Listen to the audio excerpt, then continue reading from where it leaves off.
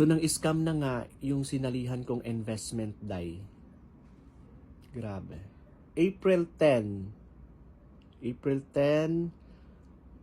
kinat nila yung access namin sa mismong platform nila.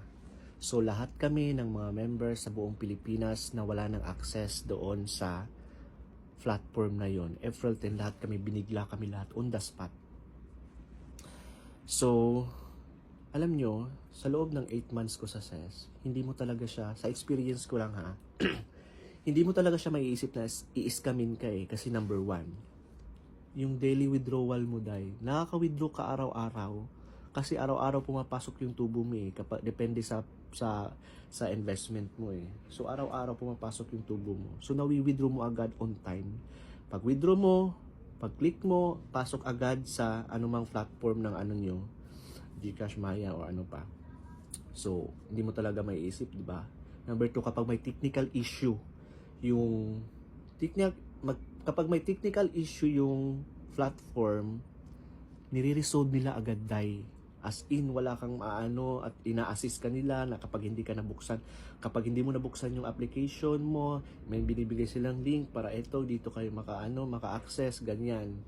So, ganun ang ginagawa nila. Talagang ina-assist ka nila at hindi ka nila pinapabayaan. Number 3, nagpapa-charity sila sa buong Pilipinas. Namimigay sila ng mga pagkain, feeding program, school supplies, mga bag at kung ano-ano pang pinamimigay nila sa mga charity nila sa mga bata.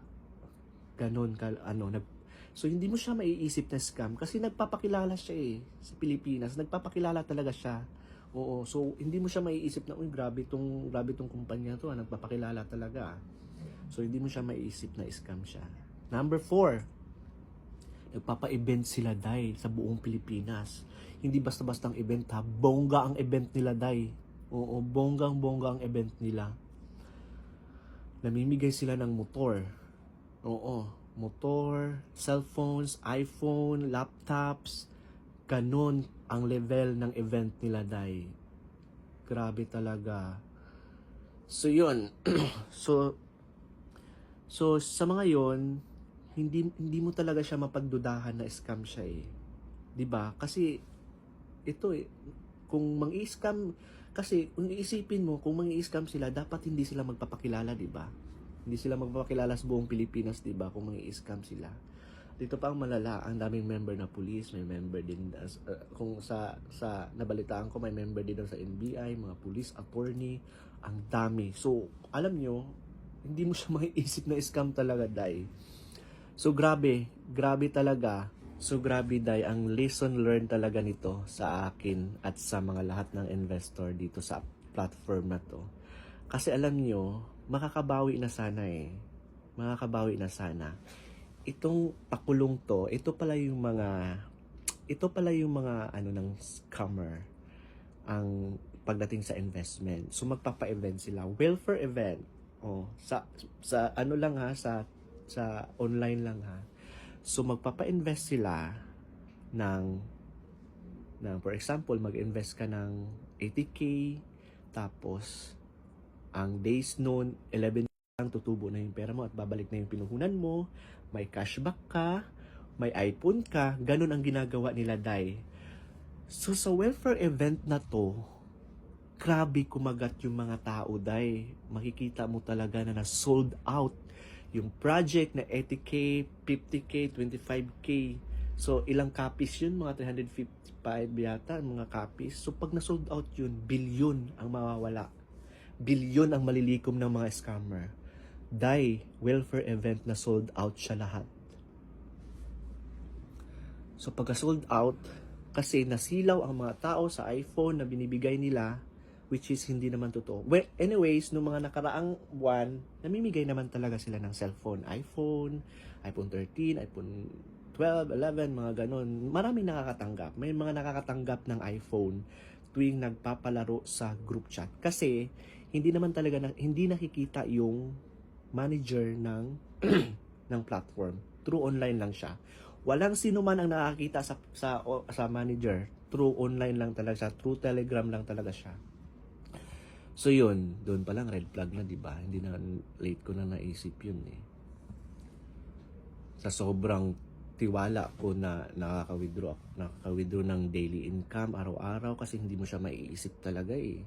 Kasi may pa-charity sila, nagpapakilala sila sa buong mundo eh, sa buong Pilipinas eh. Tapos maririnig mo pa na merong iba na from 2023 pa nag-invest. Yun, maririnig mo pa doon sa ano, alam mo yun, yung tiwala na ng tao, makukuha talaga nila eh.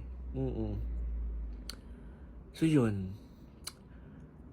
nagpa-welfare event sila April 6 to 9. Yun na pala yung sign. Yun na pala yung pinakahuli na babawiin nila lahat ng naipon ng mga tao na nag-i-invest sa kanila. Grabe.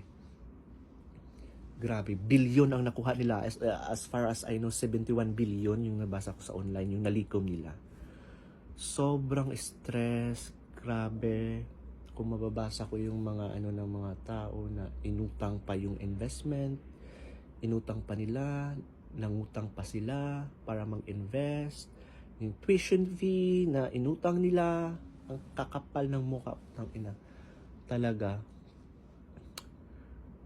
So, yun. Ongoing na yung case sa NBI. So, babalik-balikan ko na lang. Hindi ko titigilan to kung kailangan umabot sa Senado. Go ako doon sa Senado. Kasi putang ina talaga eh. Ang daming nagka-anxiety sa ginawa nila. Ang ina. Kasi alam mo, hindi mo talaga siya maiisip na scam eh. Kasi kahit kung tanungin mo yung mga member ng SES, yung ibang member, nakaka-withdraw sila. Yung ibang member ko, yung mga member ko nga, nagpapasalamat sila sa akin. Ay, thank you, Chares, kasi dahil sa vlog mo, nakita na nakabayad ako ng tuition, upa ng bahay, grocery, ang laking tulong sa pang-araw-araw namin. Ganon yung mga feedback talaga as into the highest level. So, alam mo yung tiwala ng tao, yung tiwala ko na nakuha ko, yung tiwala ko na shinare ko sa mga tao, yun din. Dahil sa SES, grabe talaga. So, ginagawa ko tong video na to kasi nagbukas na naman sila ng bago. Nagbukas silang bagong link, bagong application. Same name pa rin. So, pag na-introduce sa inyo, sa mga makapanood ng video na to, kapag na-introduce sa inyo yung SES, wag na kayong maniwala. Dahil sa una lang tayo, patitikimin yan. And at the end, babawiin din nila yung pera na nalikom natin. Ipap-invest din nila ulit. So, yun. Wag kayong maniwala ha. Kasi meron na naman silang binuksan bago. O nababasa ko, meron na naman silang binubuksan, so wag na kayong maniwala dyan. At it's all fake. Sisilawin ka lang sa una, tapos ganun pala yun, sisilawin ka lang sa una hanggang sa maubos din yung pera mo. So wala na rin magagawa kasi ito na, natapos na, nangyari na. So ang ginawa lang namin, nag-file kami ng case sa NBI, so uusad yun, sana uusad yun, araw-arawin ko yun. So sa ngayon kasi Holy Week, so walang office. So, kailangan after Holy Week, arawin ko yun. Hindi ako titigil! Shootang enamers, na-stress yung kipay ko, day. Na-stress yung kipay ko. Alam nyo, lahat pa ng pera ko, na-invest ko pa ulit dun sa welfare. Pati yung alkansya ko, nabuksan ko pa. Hindi nagtitink, nasilaw sa perang malaki. Alam nyo, stress talaga ang lahat. Kasi lahat naman talaga na scam. Grabe. Alam mo yung on the spot talaga siya ng scam, day. Alam mo yung hindi siya iniunti-unti lang. Like, itong tao na to, scamin ko ngayong araw na to. Itong tao na to, ngayong araw na to. Ganun, hindi. Lahat kami. April 10, kinat lahat. Wala lahat. Nawala lahat. Grabe. Lahat kami na, wala na yun na pala yun. Diyos mio, Marimar. Kakaloka. Diyos na lang ang bahala sa inyo. Sana yumaman pa kayo. At sana, good health kayo, mga scammer kayo, mga shootang enamers kayo. Oo, dalhin nyo yung pera nyo, bilyon-bilyon. Alam nyo ba mga mare, ang dami ko pang plano dun sa yung sa investment ko ng 140k, di ba kasi tutubo ng 2 million plus. Sabi ko, Lord, sana mag-July na, makakabili na ako ng sasakyan. Shootang enamers! Ang dami kong plano, makakabili na ako ng bahay, kahit second hand lang, ipaparenovate ko lang, ganon.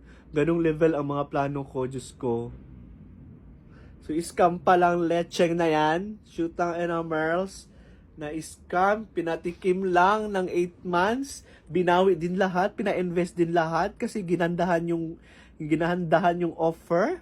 Kalain mo yung 80k, tapos mag-invest ka ng 80k, may cashback ka na 59k, tapos may iPhone ka pa sa loob ng 11 days. Sinong di mapapa-invest? Nagtiwala na yung mga tao.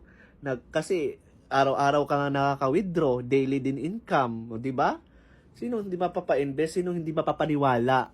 Diba? Diyos ko, dahil itawa na lang natin yung stress. Alam nyo, stress na stress talaga kami dun sa NBI. Grabe. Alam mo yung yung parang wala ka ng pag-asa. Alam mo, hindi ko na inisip na mababalik yung pera ko lahat eh. Ang iniisip ko na lang na sana man lang kahit papano may managot sa nangyari. Pero, ewan ko kasi online platform. So, ang gagawin daw lahat ng NBI ang makakaya nila. So, yun. Magtiwala na lang tayo sa NBI kasi nandun na, nag-file na ng case. So, yun! Diyos ko, lesson learned talaga. 2025, ano ba naman to? Pinatikim mo lang kami ng bonggang-bongga. Tapos yun pala, babawiin mo lahat. Shoot ka.